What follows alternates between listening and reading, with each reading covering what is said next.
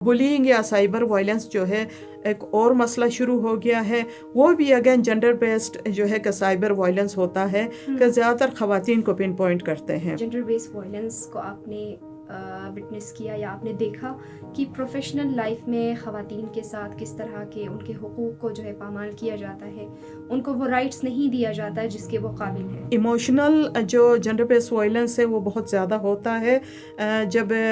ऐसे work place पे जहाँ पे मर्द ख़वातीन इकट्ठे काम करते हैं तो मेजॉरिटी ख़वातीन को लोअर जो है पोजीशंस पे रखा जाता है। 16 डेज ऑफ एक्टिविज़म क्या था और ये जो ह्यूमन राइट वायलेशन है या फिर जेंडर बेस्ड वायलेशन है, ये क्यों ज़रूरी है इसको मनाना या फिर इसके हवाले से आगाही फराहम करना? ये एक मूवमेंट है, एक तहरीक है बेसिकली, और फिर ये अक़वाम मुत्तहिदा की तरफ से बीजिंग प्लेटफॉर्म फॉर एक्शन के दौरान जो है इसको डिज़ाइन किया था और ये इदारों को इसकी तरफ से बाकायदा जो है कि गाइडलाइंस मिली हुई हैं जिनको अचीव करने के लिए हर साल ये 16 डेज़ ऑफ एक्टिविज़म जो है कि ऑर्गेनाइज़ करते हैं।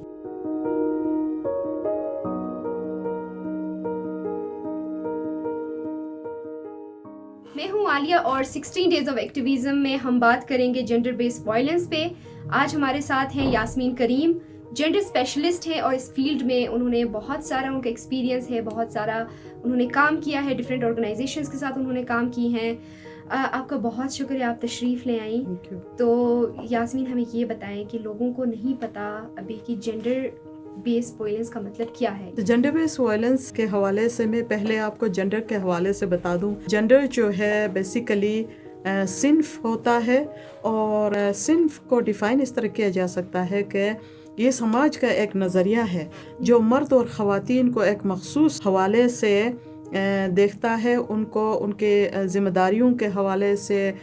उनसे जो तवक्कुआत मुआशरा रखता है उस हवाले से मर्द और ख़वातीन को एक मखसूस नज़रिए से देखता है, उसको जेंडर कहते हैं। यानी सिन्फ को देखते हुए मर्द और औरत के दरमियान जो झगड़ा या जो तशद्दुद होता है उसको जेंडर बेस्ड वायलेंस कहते हैं। जेंडर बेस्ड वायलेंस के कई फॉर्म्स हैं, मसलन इकोनॉमिक वायलेंस है, सोशल वायलेंस है, इमोशनल वायलेंस है, कल्चरल वायलेंस है, और इन तमाम वायलेंसेस के जो फॉर्म्स है उनके अंदर बुनियादी तौर पे मर्द और ख़वातीन के दरमियान जो वायलेंस होता है वही जेंडर बेस्ड वायलेंस होता है। फॉर एग्ज़ाम्पल इकोनॉमिक वायलेंस के अंदर एक खातून एजुकेटेड है, वो जॉब करना चाहती है, वो अपने लिए इनकम कमा सकती है, लेकिन उसके ससुराल वाले कहते हैं कि हमारे ख़ानदान में औरतें तो काम नहीं करती हैं तो हम नौकरियां नहीं कराते हैं, और फिर बाद में जो है कि घर में भी उसको उसकी ज़रूरत के मुताबिक फाइनेंशियली सपोर्ट नहीं दिया जाता है। एक टाइम आता है कि एक खातून खुदा न खास्ता अगर वो उसका जो स्पाउस है वो फोत हो जाते हैं तो वो फिर एक एक पैसे के लिए जो है ना मजबूर हो जाती है और फिर अपने भाई के पास, बाप के पास या रिश्तेदारों के पास जाती है, इसलिए कि शुरू में उसको इंकरेज नहीं किया जाता है। ये इकोनॉमिक वायलेंस के ज़ुमरे में आता है। दूसरा ख़वातीन के साथ जो जेंडर बेस्ड वायलेंस में इकोनॉमिक वायलेंस का जो फॉर्म है वो जो आपके ख़वातीन को इनहेरिटेंस राइट्स नहीं मिलते हैं, विरासत में उनको हक नहीं मिलता है, वो भी इकोनॉमिक वायलेंस के ज़ुमरे में आता है। इसके अलावा सोशल वायलेंस के अंदर ख़वातीन को मर्द से कमतर समझना और इस हवाले से उसको घरेलू जिम्मेदारियों का जो भी बोझ है वो उसके सर पे डालना और मर्द को जो है ऊंची नज़र से देखना और औरत को ज़्यादा उसको कमज़ोर समझना और उसको बुरा भला कहना, उसको गाली गलोच देना, ये वाली जो बातें हैं, मुआशरे की जो बुराइयां हैं वो सोशल वायलेंस उस ज़ुमरे में आते हैं। और फिर इमोशनली और कल्चरली ये जो तबक़ाती निज़ाम के तहत कि ये बड़े ख़ानदान की औरत या छोटे ख़ानदान की औरत है या बड़े नौकरी वाली खातून या छोटी नौकरी वाली खातून, ये जो तबक़ाती निज़ाम है ये बेसिकली कल्चरल और ये भी कल्चरल और इमोशनल जो वायलेंस है उसके ज़ुमरे में आता है। उसके अंदर एक और जो एक की फैक्टर जो है इमोशनल वायलेंस के अंदर वो ये है कि मदर एंड चाइल्ड का मसला, जहाँ पे एक औरत अगर प्रेग्नेंट होती है वो एक मखसूस सूरत हाल से गुजर रही होती है तो बजाय उसको सपोर्ट करने के उसको कहते हैं कि क्या तुम कोई नया प्रेगनेंसी में हो या तुमने कोई नया काम शुरू किया है, ये तो हमारी माएँ दादियाँ सब करती आई हैं, बच्चा पैदा करना औरत का काम है। तो बजाय कि उसको सपोर्ट करके कि आपको कुछ चाहिए है, कहीं जाना है, कुछ सपोर्ट है, डॉक्टर के पास जाना है, चेकअप करना है, कोई न्यूट्रिशन का इशू है, मेडिसिन चाहिए है और उसको खुश रखना है कि वो आने वाला बेबी जो है सेहतमंद हो, وہ سپورٹ دینے کے بجائے اس کو جو ہے نا لان تان کیا جاتا ہے، تو ایموشنلی وہ بہت ڈسٹرب ہو جاتی ہے. جو اس کے پیٹ میں بچہ ہے وہ بھی جو ہے کہ ایموشنلی ڈسٹرب بچہ پیدا ہو جاتا ہے. اور جب ڈیلیوری ہو جاتی ہے اکثر عورتیں پوسٹ پارٹم ڈپریشن میں جاتی ہیں. اس کے ارد گرد وہ لوگ چاہیے ہوتے ہیں جو اس کو کہے کہ آپ کو کچھ نہیں ہوگا، آپ کا کوئی مسئلہ نہیں، ہم ہیں نا آپ کے ساتھ، آپ کو سپورٹ کرنے کے لیے، آپ کی مدد کے لیے. اس میں ایک اور چیز انکلوڈ ہے، جیسے اگر بچی پیدا کی ہے تو اس پہ الگ اس کو تانے ملتے ہیں. ایگزیکٹلی کہ اگر بیٹا نہیں ہے تو ایک عورت جس ٹراما سے گزرتی ہے ہر دفعہ پھر بیٹی ہو گئی، پھر بیٹی ہو گئی، تو یہ جو اس کو تانا ملتا ہے کہ وہ بیٹے کی پریفرنس کے لیے وہ جس ایموشنل ٹراما سے گزرتی ہے، یہ بھی جنڈر بیس وائلنس کے زمرے میں آتا ہے. اور خواتین کو اس مشکل وقت سے گزرنا پڑتا ہے کہ یا تو شوہر دوسری شادی کا سوچتا ہے، خود نہ بھی سوچے تو یا اس کی ماں پہلے سوچتی ہے، اور یا کوئی سوسائٹی اس کو کہتی ہے کہ یا دوسری شادی کرو، بیٹا نہیں ہو رہا ہے. تو یہ نہیں سوچتے ہیں دوسری جو لائے گا وہ بھی تو عورت ہوگی، اس سے بھی تو بیٹیاں ہی ہو سکتی ہے. تو یہ جو معاشرے کے جو تضاد ہے نا، جو ڈفرینسز ڈسکریمنیشن ہے، یہ بنیاد ہے بیسیکلی جنڈر بیس وائلنس کی، یا صنفی بنیاد پہ جو تشدد ہوتا ہے اس کی بنیاد جو معاشرے کا، سماج کا جو سوچ اور یہ فرق جو مرد اور عورت کے درمیان رکھا ہوا ہے، یہ اس کی بنیاد ہے جس کی وجہ سے یہ ہوتا ہے. کمزور معاشرے کو پھر جنم دیتی ہے. ایگزیکٹلی وہ ایک کمزور معاشرے کو، یہ جو سائیکل ہے یہ بیسیکلی یہ ایک سائیکل ہے، یہ ریپروڈیوس ہوتا ہے. جو سچویشن ایک ماں نے گزارا ہوتا ہے وہی سچویشن پھر وہ اپنے بیٹی کو ٹرانسفر کرتی ہے. جو باپ کے جو تھاٹس ہوتے ہیں یا جس پروسیس سے گزرتا ہے وہ اپنے بیٹے کو ٹرانسفر کرتا ہے. اور یہ جو جنڈر بیس وائلنس یا جنڈر ڈسکریمنیشن کا جو پروسیس ہے وہ نسل در نسل آگے ٹرانسفر کرتے ہیں، اس لیے یہ سائیکل جو ہے کہ ریپروڈیوس ہوتا ہے. آپ کا ڈیولپمنٹ سیکٹر میں ایک طویل عرصہ آپ کا ایکسپیرینس رہا ہے، آپ نے وہاں پہ کیا آپ نے جنڈر بیس وائلنس کو آپ نے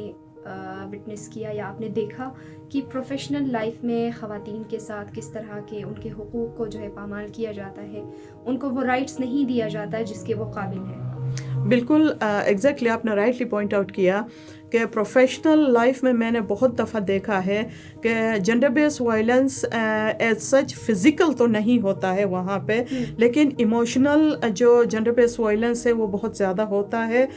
جب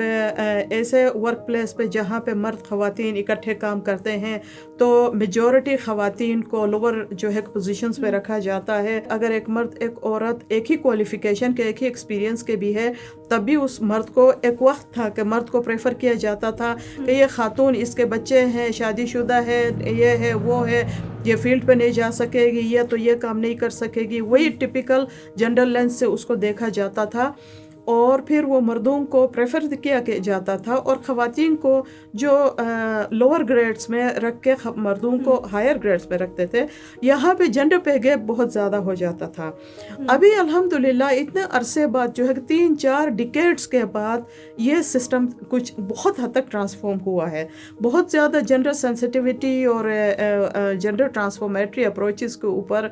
ڈیولپمنٹ سیکٹر میں کام کرنے کے بعد اب نظر آتا ہے کہ جنڈر ایکوالٹی کی طرف بہت زیادہ جو ہے نا لوگوں کا رجحان آ رہا ہے، کیونکہ اب بات سمجھ آ رہی ہے. لوگ ایکسیپٹ کر رہے ہیں کہ خواتین ہائیلی کوالیفائڈ ہے، کمپیٹنٹ ہے، خواتین بہتر لیڈرشپ کر سکتی ہیں، اپنے کام کو بہتر طریقے سے کر سکتی ہیں. تو ابھی وہ ایکسیپٹنس آ رہا ہے، اور ابھی بہت حد تک وہ ایشوز ریزولو ہوئے ہیں. جنڈر پے گیپ کے اوپر خاص کر یونائٹڈ نیشنز کا خصوصی جو ہے کہ اس کے اوپر آرٹیکلز ہیں کہ جنڈر پے گیپ، انٹرنیشنل لیبر آرگنائزیشن کے خصوصی کلوزز ہیں کہ جہاں پہ جنڈر پے گیپ اگر ہو تو اس ادارے کے اندر جو ہے نا جنڈر ایکوالٹی کے اوپر بہت زیادہ کام کیا جائے اور سینسٹائزیشن کی جائے. تو یہ ابھی ہمیں نظر آتا ہے چینج آیا ہے. شروع میں یہ سینسٹیوٹی نہیں تھی، وہی کلچرل ٹیبوز اور کلچرل پریکٹسز کے ساتھ لوگ ایک پرٹیکولر لینس کے ساتھ آتے تھے، اور خواتین کے اوپر بھروسہ ہی نہیں ہوتا تھا کہ یہ کوئی پروفیشنل لیڈرز بن جائیں گے. تو ابھی اس عرصے میں نظر آیا، بہت زیادہ ہم نے محنت کی، لوگوں کو سینسٹائز کرنے کی کوشش کی، ٹریننگ سے گزارا، ایکسپوجر وزٹس دیا، دنیا دکھایا. ابھی الحمدللہ ابھی کافی جو ہے کہ چینج ہو رہا ہے، لوگوں کو بات سمجھ آ رہی ہے. قوانین کیا بنے ہیں، پالیسیز کیا ہیں، اور ان کو امپلیمنٹ کرنا اتنا مشکل کیوں ہے؟ میں آپ کو تب سے بتاؤں کہ جب 2005 سے ہی جو ہے نا خواتین کو امپاور کرنے کے لیے جنڈر ایکوالٹی کے اوپر بہت سارے لاز اینڈ پالیسیز بننے لگے ہیں. 2005 میں پہلا لیجسلیشن ہوا تھا جس میں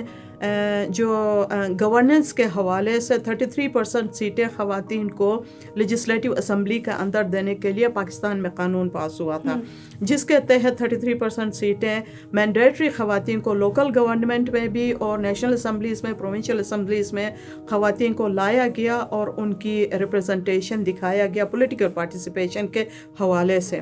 اس کے بعد 2010 میں ایک لا پاس ہو گیا anti sexual harassment at work place and at public place کے حوالے سے. کوئی بھی خاتون کسی جگہ پہ جاب کرتی ہے، کام کرتی ہے، اس کی پروٹیکشن کے لیے، اور خاتون اگر باہر جاتی ہے، بازار جاتی ہے، کسی پارک میں جاتی ہے، روڈ پہ چلتی ہے، تو وہاں پہ اس کو تحفظ ملے، اس کا جو ہے قانون پاس ہوا. یہ 2010 میں پاس ہوا. 2012 میں جو ہے کہ ویمن پروٹیکشن بل پاس ہوا، جس میں خاتون کو جو ہے کہ جس طرح سے گھر میں گالیاں دینے کا ایک نظام ہے کہ شوہر جو ہے جب دل چاہے وائف کو جو ہے نا گالیاں دیتے ہیں. ماں باپ کے گھر میں بھی باپ اپنے بیوی کو بھی گالی دیتا ہے، بیٹی کو بھی گالی دیتا ہے، اس کو دیکھا دیکھے بھائی بھی بہنوں کو گالی دیتے ہیں. اس سے بچانے کے لیے، تحفظ کے لیے گورنمنٹ نے ویمن پروٹیکشن بل پاس کیا تھا 2012 میں پاکستان میں. اسی طرح سے اور بہت سارے ڈومیسٹک وائلنس بل جو ہے کہ 2013 میں پاس ہوا. تو گورنمنٹ آف پاکستان نے بہت سارے لیجسلیشنز کیے اور بلز پاس کیے. انہی کو گلگت بلتستان کے گورنمنٹ میں بھی ہم نے بہت سارے ایڈووکیسی کیا کہ ان کو یہاں پہ ایکسٹینڈ کیا جائے. تو 2013 سے گلگت بلتستان کے گورنمنٹ کے اسمبلی کے اندر یہ پروسیس چل رہا تھا. جو بھی اسمبلی کے ممبران آئے تب سے ہم نے ان کو سینسٹائز کرنا شروع کیا ہے کہ یہ جو لیجسلیشنز ہے آپ یہاں ایکسٹینڈ کریں. ہماری اسمبلی نے یہ کہا 2013 کی بات ہے کہ ہم ان کو ایکسٹینڈ ایز اٹ از نہیں کریں گے، ہم اپنا پروونشل اسمبلی کے اندر اپنا لیجسلیشن کریں گے. تو 2013 میں یہ پروسیس شروع کیا تھا. Anti sexual harassment legislation Gilgit Baltistan کی اسمبلی نے کیا، اس کو پاس کیا. اس کے بعد ارلی میریجز ریسٹرینٹ ایکٹ 1926 کو گورنمنٹ آف پاکستان نے ہر پروونس میں امپلیمنٹ کیا. تو گورنمنٹ آف گلگت بلتستان نے بھی اس اسمبلی میں کام کرنا شروع کیا، لیکن آج تک جو ہے کہ child marriage restraint act 1926 Gilgit Baltistan کے اسمبلی میں اپروو نہیں ہوا ہے، ابھی تک لنگر آن ہے. اور جب اسمبلی میں کچھ ممبران آ کے جب اعتراضات کرتے ہیں اور قرآن و حدیث کے حوالے دیتے ہیں کہ لڑکیوں کو پیوبرٹی پہ شادی کرنا چاہیے، جبکہ اب ان کا سوشیو اکنامک سچویشن اور آن گوئنگ سچویشن کو، ایمرجنگ سچویشن کو نہیں سمجھتے ہیں، تو وہ کچھ لوگ ان سے ڈر کے جو ہے اس بل کو پاس نہیں کرتے ہیں. یہ بڑے افسوس کی بات ہے. لیکن جو ہے کہ پورے پاکستان کے تمام صوبوں میں یہ بل پاس ہوا ہے کہ بچی کی شادی 18 سال سے کم عمر کی نہیں ہونی چاہیے. جب لڑکی کے پاس شناختی کارڈ آئے گا تب وہ اس کی شادی ہونی چاہیے تاکہ اس کا شناختی کارڈ جو ہے اس کے نکاح نامے کے اندر جو ہے نا انٹر ہو جائے. تو یہ دوسرے پروونسز کے اندر یہ قانون ہے، جی بی حکومت کے اندر یہ ابھی تک نہیں ہوا ہے. اس کے علاوہ چائلڈ پروٹیکشن کے حوالے سے چائلڈ پروٹیکشن کا ایک بل انہوں نے پاس کیا تھا، اس کے اوپر پالیسی بنائی، اس کے اوپر کمیشن بنایا. چائلڈ پروٹیکشن کمیشن بھی گلگت بلتستان میں بنا ہوا ہے. جس طرح حکومت پاکستان نے تمام پروونسز میں جو ہے کہ اس پروسیس کو آغاز کیا تھا، وہاں پہ فنکشنل ہے یہ سارے کام، لیکن گلگت بلتستان میں اس طرح سے یہ فنکشنل نہیں ہے. حالانکہ چائلڈ پروٹیکشن کمیشن بنانے اور اس کے سارے میکینزمز کو ان پلیس کرنے کے لیے یونیسیف نے گورنمنٹ آف جی بی کو بڑا سپورٹ کیا ہے. اس کے علاوہ women protection and women empowerment کے لیے خان رورل سپورٹ پروگرام اور گلوبل افیئرس کینیڈا اور UNFPA جو یون ایجنسیز کا ادارہ ہے، ان کے سپورٹ سے AKRSP نے ایک انیشیٹ کیا ویمن امپاورمنٹ پالیسی کے لیے، اور گلگت بلتستان کی گورنمنٹ کے لیے ویمن امپاورمنٹ پالیسی بنایا ہے اور ان کو پریزنٹ ہوا ہے، وہ اپروو ہوا ہے 5 سال کے لیے. اس میں ایکشن پلان بھی بنایا ہے اور ویمن امپاورمنٹ اسٹریٹجی بھی ڈرافٹ کر کے جو ہے ان کو دیا گیا ہے. اس کے علاوہ UNFPA کی وساطت سے اگین AKRSP نے ایک انیشیٹو لیا جی بی گورنمنٹ کو آن بورڈ لے کے، ایک multi sectoral coordination mechanism to respond and address gender base violence. یہ ایک میکینزم بنا ہے، اس کے اندر تمام جو بھی اسٹیک ہولڈرز ہیں یا سروس پرووائڈرز ہیں ان کی رسپانسبلٹیز ڈیفائن کر کے کہ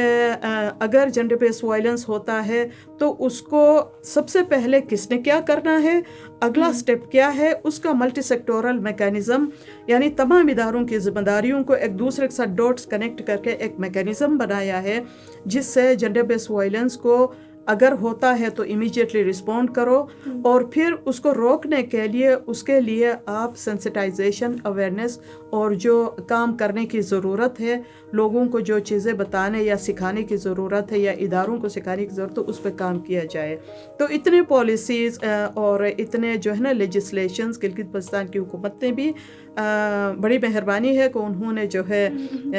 ڈرافٹ کیا ہے اور پالیسیز اور اسٹریٹجیز اور لیجسلیشنز بنے ہوئے ہیں۔ اب بات یہ ہے کہ وہ امپلیمنٹ کیوں نہیں ہوتے ہیں۔ اب اس کی امپلیمنٹیشن کے لیے 2-3 چیزیں ہوتی ہے۔ ایک ہوتا ہے کہ آپ کو جنڈر سینسٹیو یا جنڈر رسپونسیو ہونا ہر لیول پہ ضروری ہے، be it at the G B assembly اور ایٹ دا ڈپارٹمنٹ لیول یا ایز اے سول سوسائٹی۔ اب سول سوسائٹی تو ہے بینیفیشری، خواتین ہے بینیفیشری، گورنمنٹ کے ڈپارٹمنٹس بیسیکلی جو ہے کہ سروس پرووائڈرس ہیں،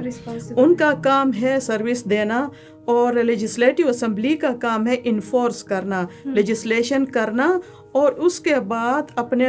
حکومت کے لوگوں کو انفورس کرنا کہ یہ قانون بنا، ابھی آپ لوگ اس کو امپلیمنٹ کرو۔ تو ان کو جو بھی رولز آف بزنس بنانا ہے، اگلا پالیسی بنانا ہے، اس کے بعد اس کا امپلیمنٹیشن پلان بنانا ہے، اور اس کے بعد اس کو امپلیمنٹ کرنا ہے۔ اس کے اوپر انفورس کرنا، جو یہ جو الیکٹڈ ریپرزنٹیٹیوز ہوتے ہیں نا، جو اسمبلی میں ہمارے لوگ بیٹھتے ہیں، ان کی ذمہ داری ہوتی ہے کہ وہ اپنے ڈپارٹمنٹس کو باؤنڈ کرے۔ جیسے آپ کو پتہ ہے ہر ڈپارٹمنٹ کے لیے ایک وزیر ہوتے ہیں،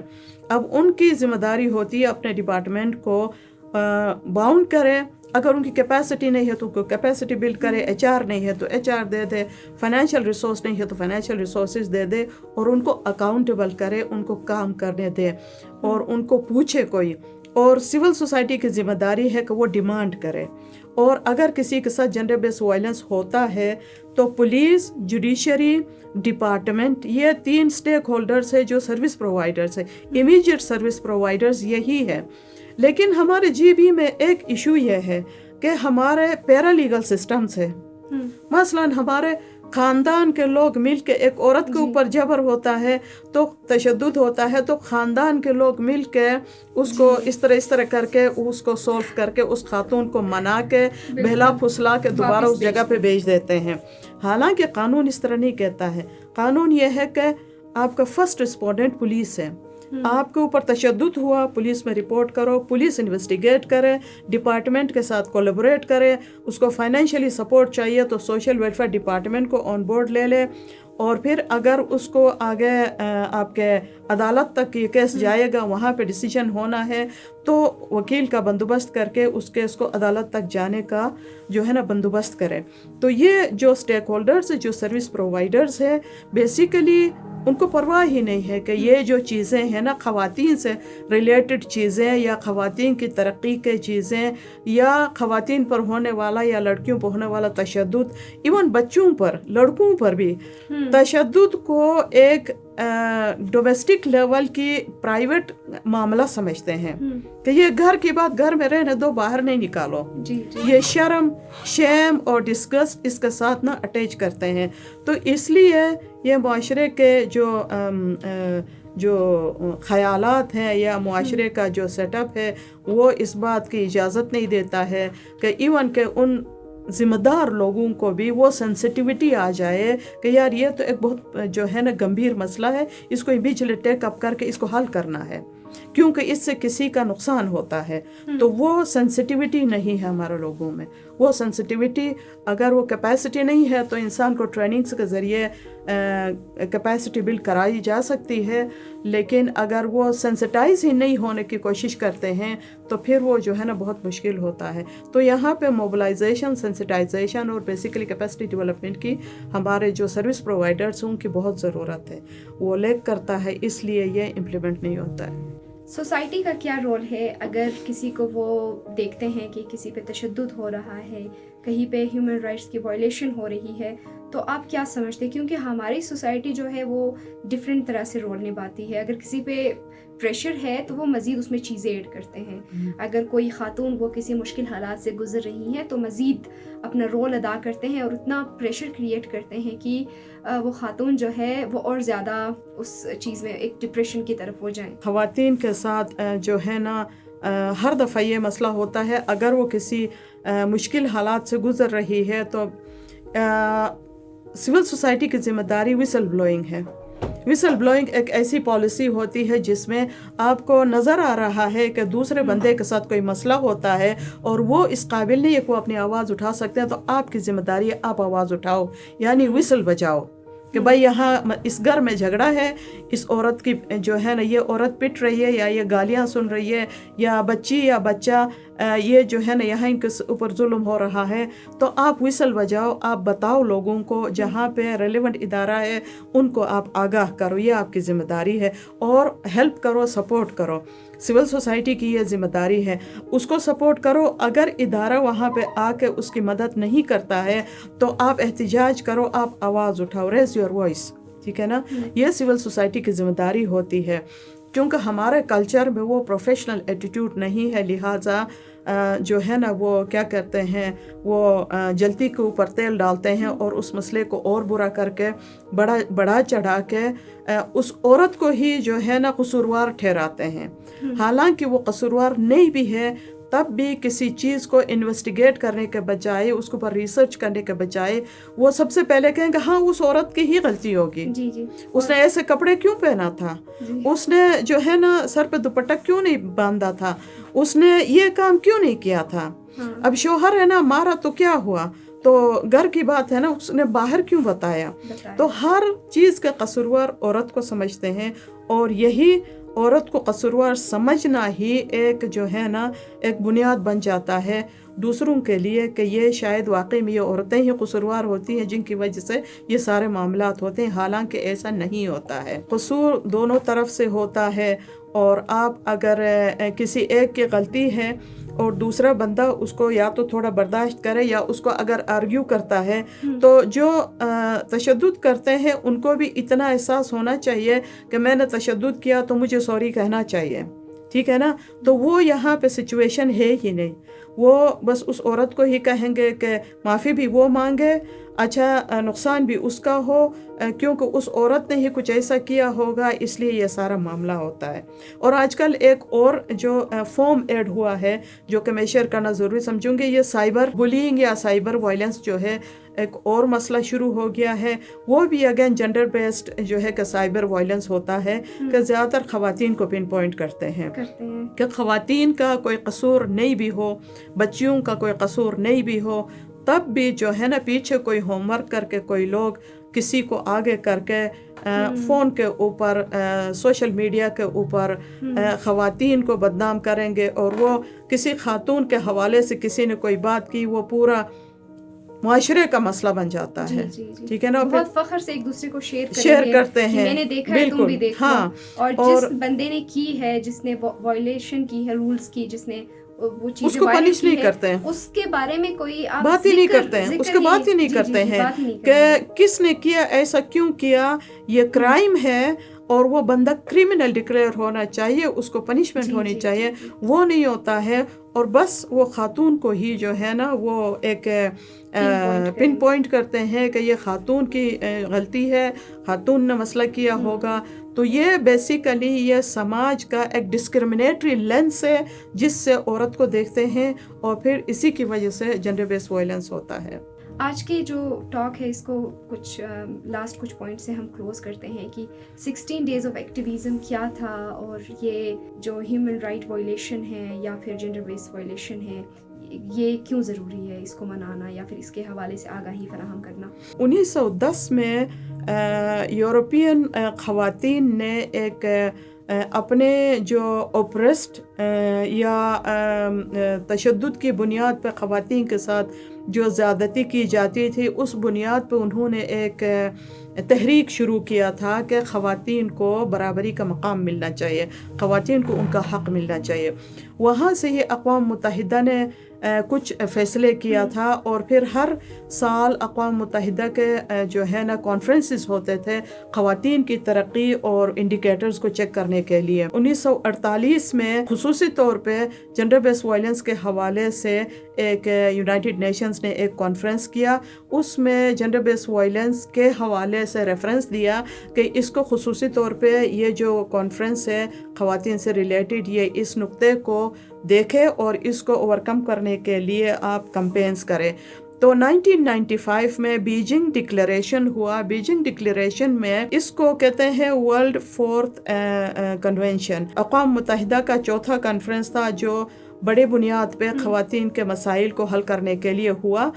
اس میں جو بیجنگ ڈکلیریشن ہوا اس میں Beijing platform for action to end violence against women, اس کو سیڈو کنونشن بھی کہتے ہیں، convention on elimination of discrimination against women. وہاں سے جو ہے کہ یہ 16 ڈیز آف ایکٹیویزم کا انعقاد ہوا، اور آج 30 سال ہو گئے ہیں. ان 30 سالوں میں ہر سال 16 دن کے لیے یہ کمپین چلایا جاتا ہے. 25 نومبر سے 10 دسمبر تک 16 دن کا کمپین چلایا جاتا ہے، جس میں اداروں کو، اقوام متحدہ کو اور سول سوسائٹی کو اور سروس پرووائڈرز کو، سب کو اس تحریک کے ذریعے موبلائز کیا جاتا ہے اور اویئرنیس دی جاتی ہے، اور اداروں سے پوچھا جاتا ہے اس تحریک کے دوران کہ ان پچھلے 1 سال سے لے کر ابھی تک، پچھلے کمپین سے اس کمپین کے درمیان آپ نے کون سے ٹارگٹس، اہداف کیا رکھا تھا، کہاں تک آپ نے اہداف حاصل کیا ہے، اور سسٹینیبل ڈیولپمنٹ گولز کے جو گول نمبر 5 ہے جنڈر ایکوالٹی، اس کو دیکھتے ہوئے آپ کے کیا جو ہے کہ انڈیکیٹرز تھے، ان کو کہاں تک آپ پہنچے ہیں، اپنے پروگریس کو ریویو کریں. اگلے کے لیے جو ہے آپ ایگریسیولی ٹرانسفارمیٹیو اپروچ پہ کام کریں، اور پھر جن کو نہیں پتہ ہے ان کو بتائیں، اور جو وائلنس کے محرکات ہیں ان کو آئیڈینٹیفائی کر کے ان کو ایڈریس کرنے کے لیے میکانزمز ڈیوائز کیا جائے اور اس کے اوپر کام کیا جائے. تو یہ 25 نومبر سے شروع کرنے کے بعد 10 دسمبر انٹرنیشنل ہیومن رائٹس ڈے ہوتا ہے، تو اس دن میں اس کو کلوز کیا جاتا ہے. اس لیے ہر سال جو ہے کہ یہ 16 دن کا کمپین جو چلتا ہے، یہ ایک مومنٹ ہے، ایک تحریک ہے بیسیکلی. اور پھر یہ اقوام متحدہ کی طرف سے Beijing platform for action کے دوران جو ہے اس کو ڈیزائن کیا تھا، اور یہ اداروں کو اس کی طرف سے باقاعدہ جو ہے کہ گائیڈ لائنز ملی ہوئی ہیں جن کو اچیو کرنے کے لیے ہر سال یہ 16 ڈیز آف ایکٹیویزم جو ہے کہ آرگنائز کرتے ہیں. آپ کو بہت شکریہ، آپ تشریف لے آئیں. باتیں بہت ساری ہیں، جو یہ ٹاپک ہی اتنا جو ہے براڈ ہے، اس میں بہت ساری باتیں ہو سکتی ہیں، بٹ آج کے لیے آپ کا بہت زیادہ شکریہ، آپ تشریف لے آئیں. اگر آپ کے ارد گرد آپ وائلیشن دیکھتے ہیں، اگر جنڈر بیس وائلیشن دیکھتے ہیں یا کسی پر تشدد ہوتا دیکھتے ہیں، تو اس کے لیے آپ ضرور رپورٹ کریں اور دوسروں کی مدد کریں، تاکہ ہم سب مل کے ایک ہیلدی سوسائٹی ڈیولپ کریں اور اپنے جو ہے آنے والی زندگی کو، اپنے آنے والے فیوچر کو ہم بہتر بنائیں.